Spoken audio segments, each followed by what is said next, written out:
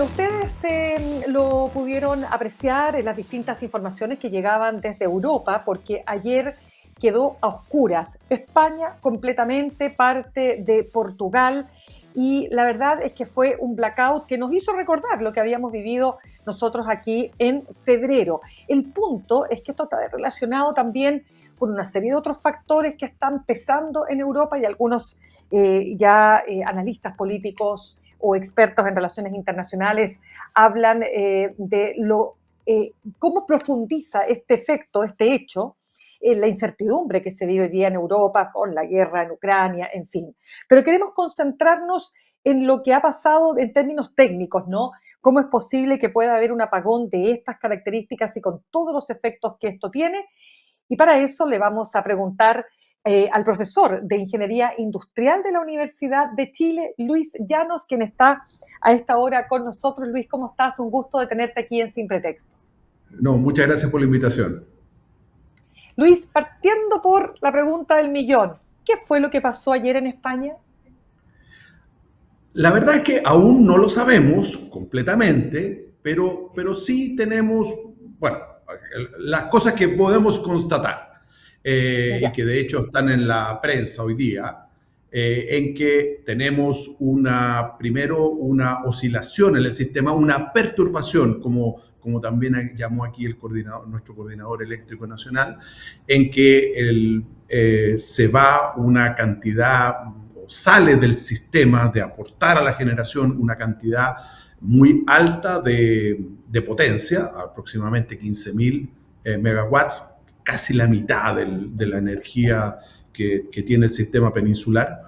Y eso, en una fracción muy corta de tiempo, efectivamente genera un efecto sobre prácticamente toda la red, en el que se desconectan prácticamente todas las otras unidades generadoras generan un apagón, una ida a negro en todo el sistema.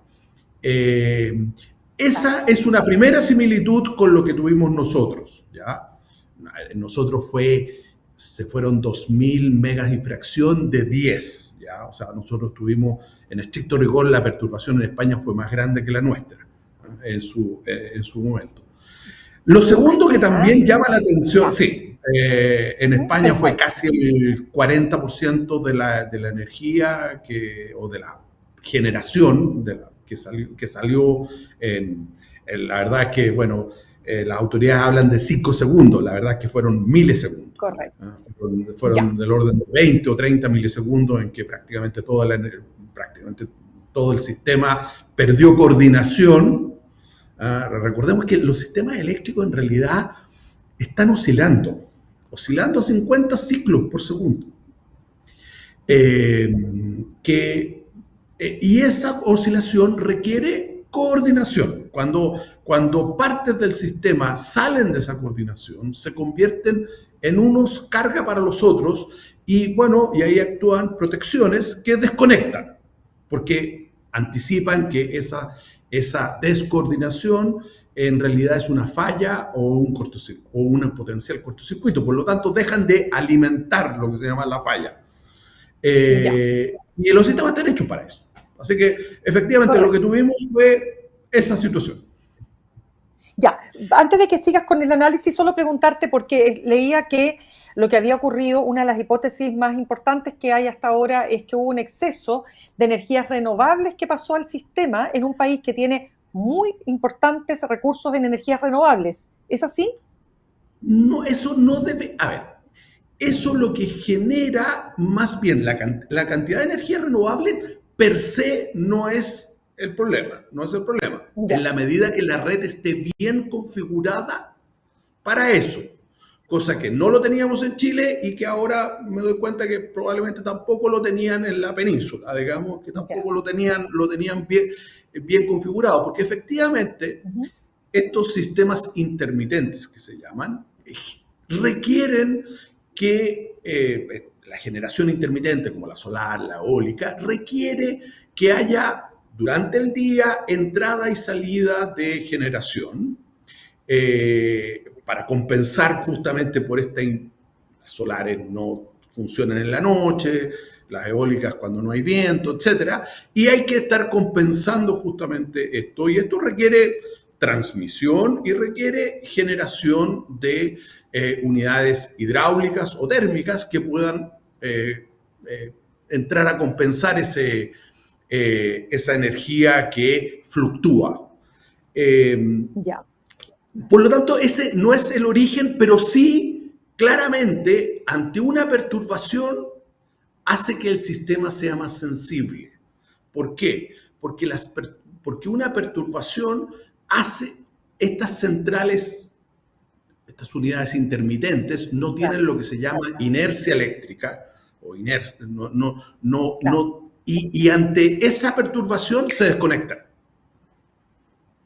Claro, Y pero claramente espérame, generan esto no el pasa problema. habitualmente, o sea, claro, pero no pasa habitualmente, tanto así que esto No, es la primera vez que había ocurrido en la historia de los últimos no sé cuántos años en España, ¿no? no, ciertamente, ciertamente. O sea, Claro, el primer punto es que hubo una perturbación suficientemente importante como para generar estas desconexiones y después que esa situación se te propagó por el sistema sin poderla frenar, que fue lo que nos pasó a nosotros.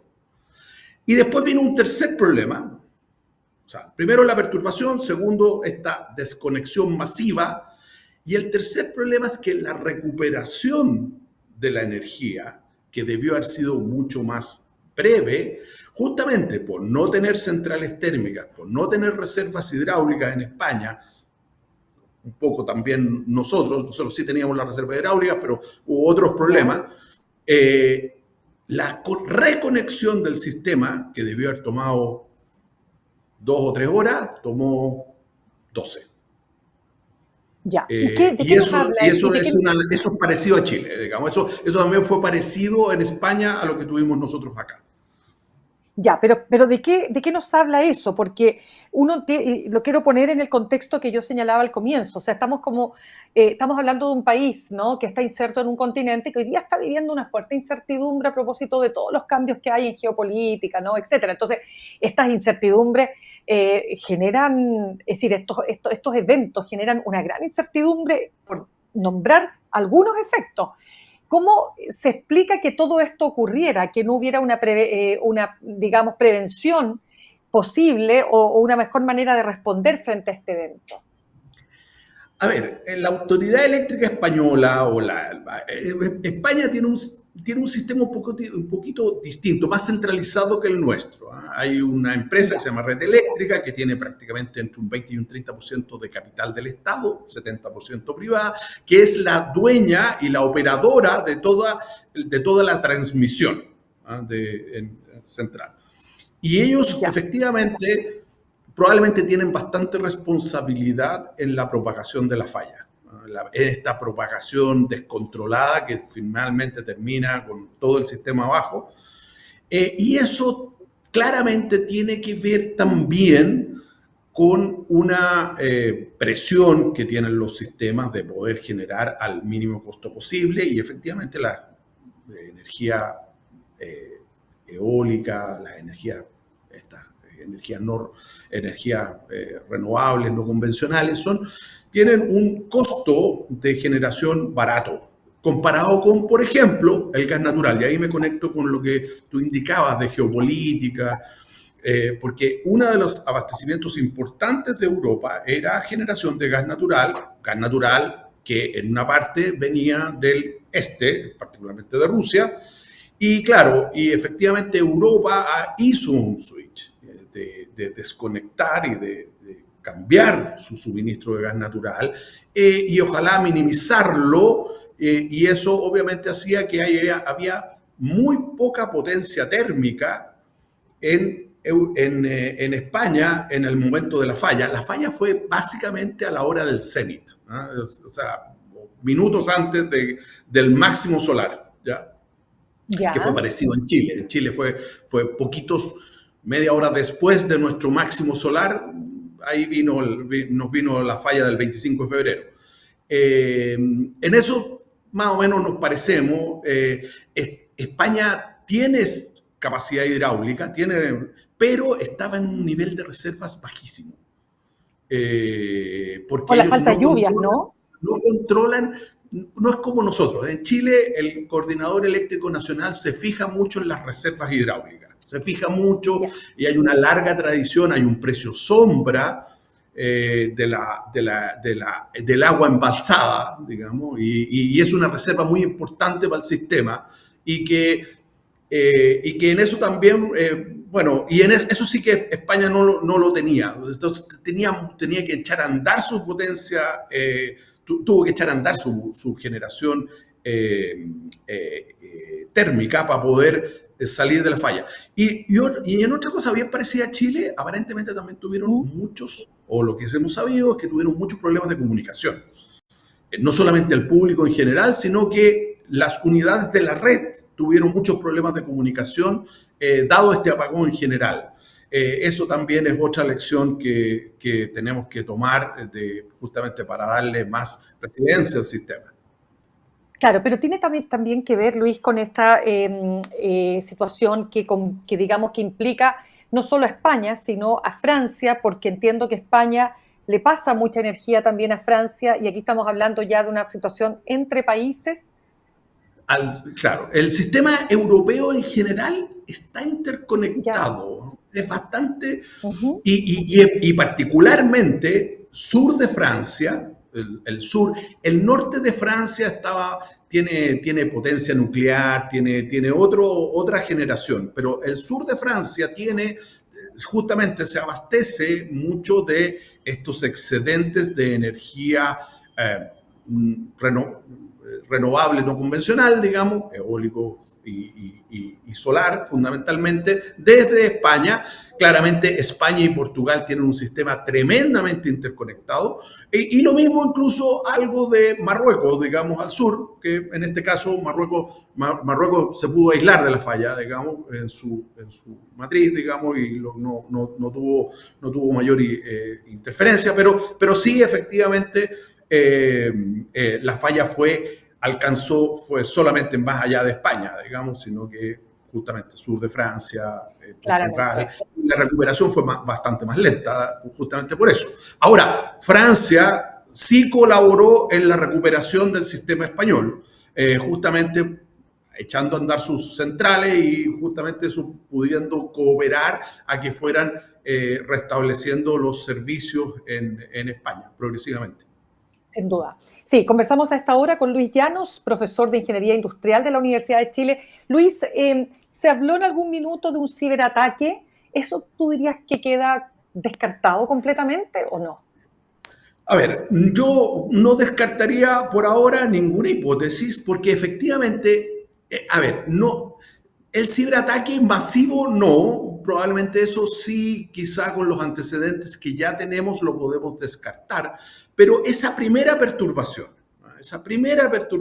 que Ya. genera todo esta ola o este efecto dominó, si tú quieres, o efecto en cadena, que termina con el apagón y después con la dificultad, efectivamente pues tiene algunos visos de superataque, de ciberataque. ¿Ya? Así, En ¿ah? el ¿En qué sentido sentido lo de que dices? por la hora es o sea, si uno dice, los ciberataques son de diseño, no son accidentes. Entonces, tú los diseñas con una vulnerabilidad, explotando vulnerabilidades. Entonces, efectivamente, la hora era una hora muy vulnerable del sistema. La perturbación no es una perturbación habitual. Fallas ocurren a cada rato en los sistemas. En el sistema en Chile, en todos los sistemas.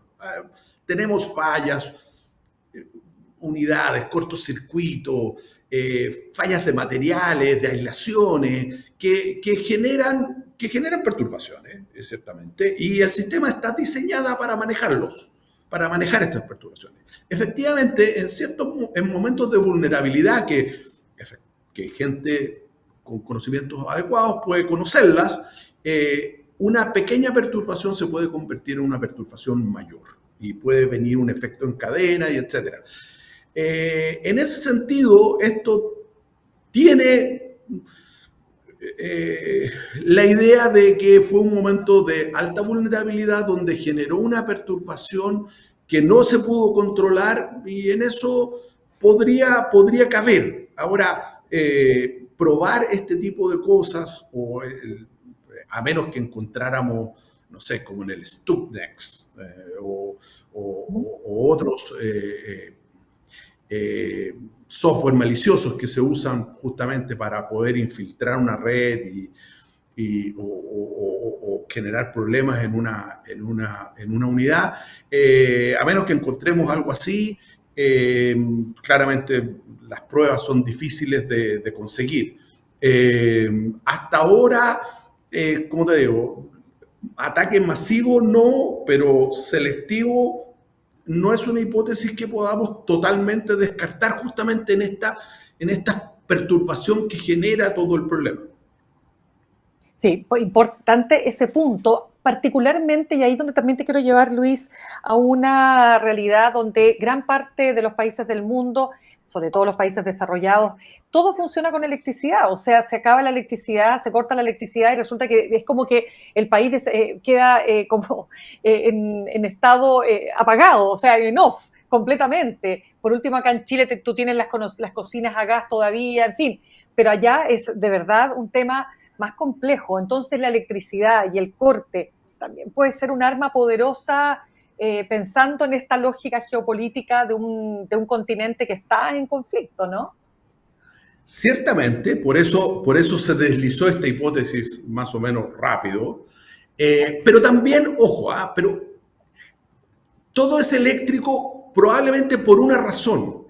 El, A el, ver, el suministro eléctrico es históricamente muy confiable, muy confiable.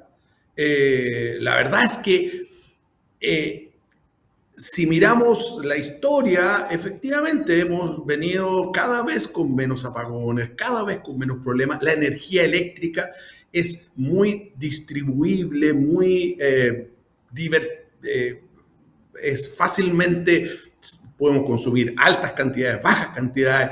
La cantidad de potencia que tienen los sistemas realmente es bien notable, digamos. O sea, cuando hablamos claro, decimos, se fueron 15.000 de un total de 35, 38, que probablemente estaba teniendo el 38.000 megawatts.